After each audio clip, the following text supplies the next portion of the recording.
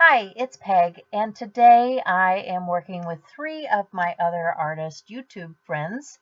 We did digital backgrounds, as you can see, and shared them, and we're each going to create using these digital backgrounds. So I decided today I'm going to work on a journal page.